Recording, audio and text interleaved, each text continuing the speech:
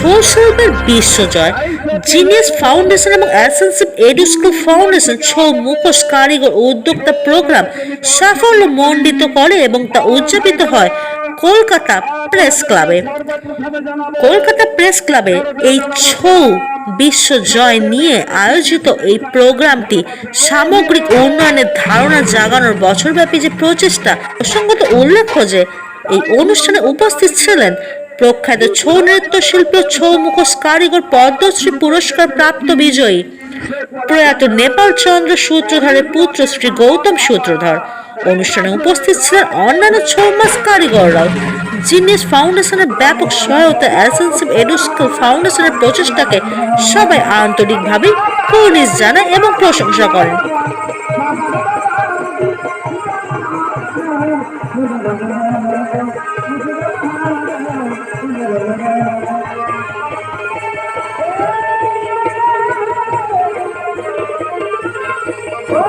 আসনের বিস্তারিত দেখে নেওয়া যাক।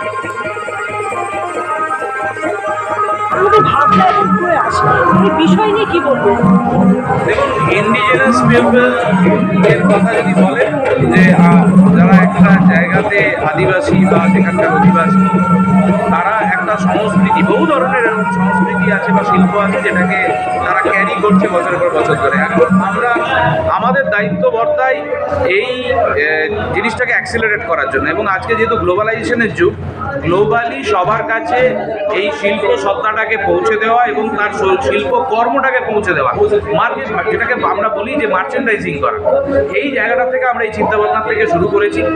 এবং আমরা আগামী দিনে অনলাইন প্ল্যাটফর্মে আপনারা সবগুলোতে ছৌ মুখোশ পাবেন। Bengal Republic news, Kolkata.